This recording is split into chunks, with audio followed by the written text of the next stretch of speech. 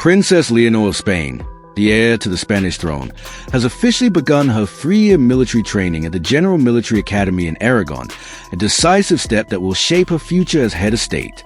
Do you support this path for Spain's future queen? Tell us in the comments. Tap subscribe and turn on notifications so you never miss our in-depth coverage of the Spanish royal family, Princess Leonor's training milestones, and the latest updates from Spain's monarchy and the European royal scene.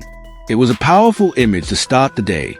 Queen Letizia and King Felipe VI arriving with Princess Leonor and her younger sister, Princess Sofia, to drop her off at the General Military Academy of Zaragoza. In a moment that felt both historic and human, Queen Letizia embraced Leonor tightly before watching her daughter greet an academy official. There was no pageantry in that instant, just a mother and daughter sharing a quiet goodbye at the threshold of a new chapter. Then came a small but striking detail. The Princess of Asturias wheeled her own suitcase to check in. It was simple and unassuming, and precisely the kind of moment that signals a transition from adolescence to adult responsibility. For Spain's future queen, the symbolism was clear. King Felipe VI, Spain's Captain General of the Army, Navy, and Air and Space Force, attended in military uniform, underscoring the long tradition of service that runs through the Spanish royal family. Before he was king, Felipe trained at military academies across all 3 branches, earning helicopter pilot wings and laying the foundation for a lifetime of constitutional duty. The image of father and daughter, one having walked this path before and the other just beginning it, resonated deeply with a public that understands the continuity of Spain's institutions. This training cycle for Princess Leonor has been carefully structured and publicly outlined by the royal household. Following her graduation from UWC Atlantic College in Wales, a demanding and internationally respected program, Leonor is spending this academic year as a lady cadet at the General Military Academy of Zaragoza. The goal is not to make her a career soldier, but to ensure the future queen understands, from the ground up, the culture, discipline, and capabilities of the armed forces she will one day command. It's a blend of leadership development, field exercises, ethics, and practical exposure to the units and missions that define today's Spanish armed forces. When the current phase concludes, Leonor will move to the Navy. She is scheduled to serve as a midshipman at the Naval Military School in Marine, and to embark aboard the Juan Sebastian de Elcano, Spain's famed training ship. That deployment is not ceremonial. Life underway requires round-the-clock watches, navigation practice, seamanship, and the kind of teamwork that only takes shape at sea. It's a test of endurance and judgment that have prepared generations of officers for command. For a future queen, it also offers a rare, immersive viewpoint into the maritime service that secures the nation's waters, contributes to NATO operations, and responds to crises at home and abroad. The final phase will bring Leonor to the Air and Space Force, where she will attend the General Air Academy at San Javier. There, the focus shifts to air power, aerospace operations, and the technology and doctrine that drive modern defense. She will study the fundamentals of air operations, command structures, and the strategic considerations that shape Spain's role within Allied frameworks. This phase is slated for the 2025 to 2026 period, rounding out a program that touches every branch. She will one day lead as Spain's supreme commander. This is not just a gesture to tradition. It is a structured, rigorous path grounded in the reality of modern military leadership. The Spanish armed forces are professional, technologically advanced, and deeply integrated into European security. For the future Queen Regnant of Spain, a comprehensive understanding of the Army, the Navy, and the Air and Space Forces isn't simply ceremonial. It is part of the job description.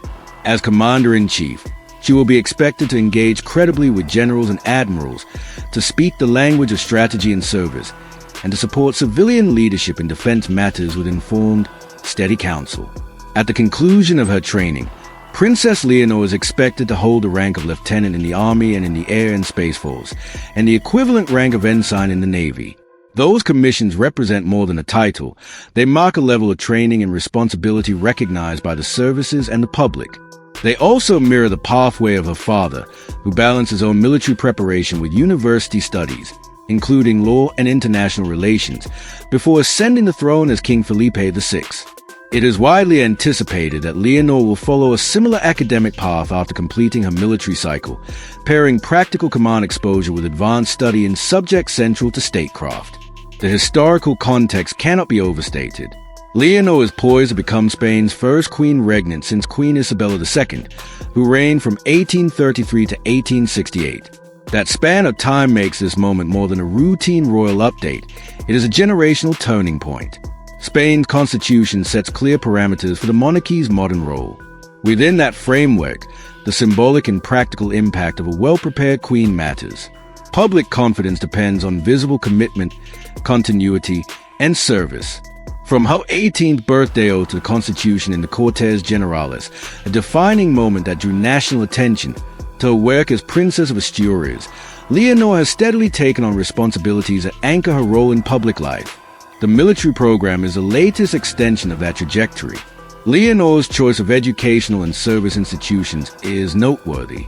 UWC Atlantic College, known for its global outlook and rigorous academics, is designed to cultivate leadership with a service ethos.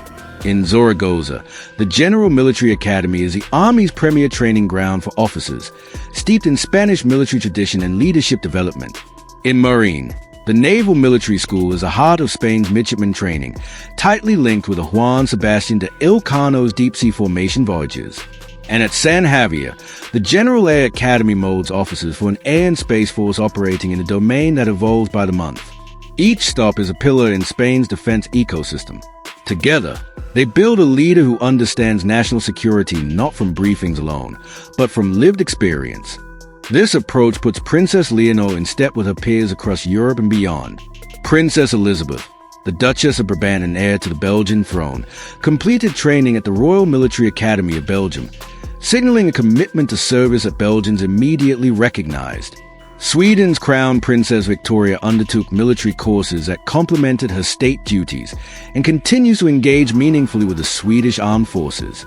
In the United Kingdom, Prince William graduated from the Royal Military Academy Sandhurst and served as an IAF search and rescue pilot, giving him hands-on credibility and skills that informed his later charitable and ceremonial roles. Jordan's Crown Prince Hussein, another contemporary, serves as a captain in the Jordan Armed Forces, regularly appearing in operational settings that underscore his practical leadership. None of these paths are identical. All of them demonstrate that modern heirs benefit from structured military preparation as part of their public mandate. For Spain, there's also a national story unfolding beneath the royal headlines. The Spanish armed forces have modernized significantly, with a focus on readiness, interoperability with NATO partners, and capabilities that range from humanitarian missions to joint exercises and alliance deployments. When a future head of state trains alongside cadets and midshipmen, it signals respect for that profession and a personal willingness to learn. It strengthens a bond between the crown and the services, and by extension, between the monarchy and the public it serves.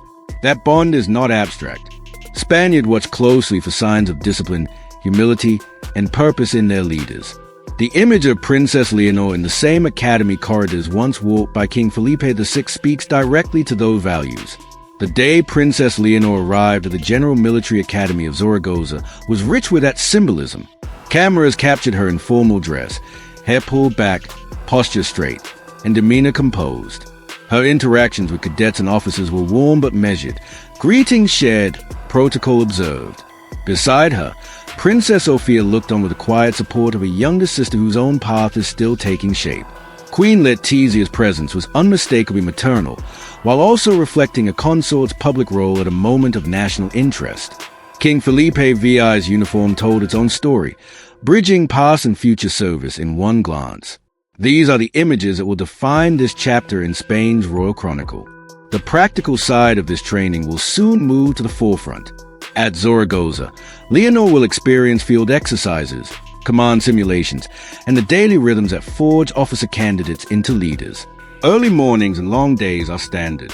Physical readiness goes hand in hand with academic requirements. Team cohesion matters as much as individual performance. Later, aboard the Juan Sebastian de Elcano, she will stand watch, learn navigation, and participate in the routines that keep a ship safe and on course. Life at sea tests judgment differently from life on land. Small decisions add up quickly. In the Air and Space Force phase at San Javier, she will study the fundamentals of flight operations, the chain of command, and the strategic dimensions of space and air power, domains that are increasingly central to national defense and international cooperation. public reaction across Spain has, so far, been a mix of pride, curiosity, and careful scrutiny. Most understand exactly what this represents. A young woman preparing meticulously for a constitutional role that carries both ceremonial weight and very real responsibility. Others will watch for the substance beneath the images, looking to see how engaged she appears, how seriously she takes the work, and how well the royal household communicates progress without drifting into spectacle.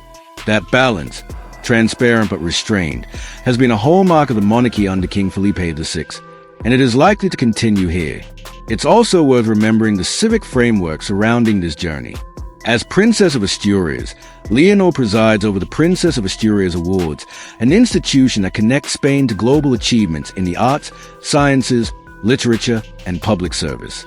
Her education has always been angled toward public duty, not personal celebrity. The military phase fits that pattern. It is another way of saying to the public, the monarchy in Spain is constitutional, modern, and rooted in service. You see it in how the royal household has framed her itinerary, in how her milestones are marked, and in how carefully the family has navigated the transition from student to cadet.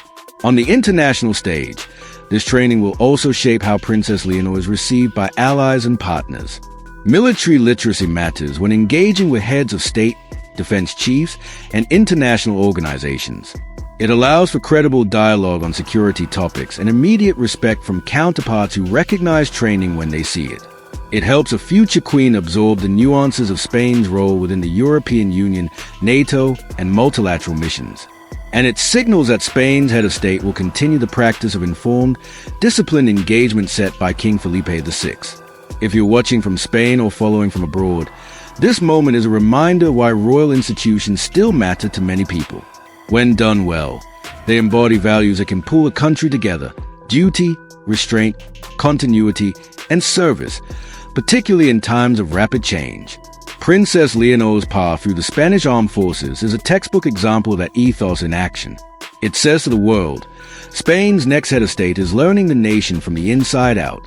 We will continue to track Princess Leonor's training highlights at the General Military Academy of Zaragoza, her transition to the Naval Military School in Marine, her voyage aboard the Juan Sebastian de Elcano, and her final phase at the General Air Academy in San Javier. We'll also monitor how her work connects with her role as Princess of Asturias and her growing responsibilities within the Spanish royal family. If you care about the future of Spain's monarchy, the evolution of the Spanish armed forces, and the wider European royal landscape, this is a storyline you won't want to miss. What do you think about Princess Leonor's military training? Does this strengthen the Spanish royal family's bond with the public and the armed forces, or is it mostly tradition? Share your thoughts below, and let us know which parts of her training you want to see us cover in depth: life at Zaragoza, the Navy phase in Marine, or the Air and Space Force at San Javier. Don't forget to like this video, subscribe to the channel, and turn on notifications so you're first to know when we publish our next report on the future Queen of Spain and the latest developments from the Spanish royal family.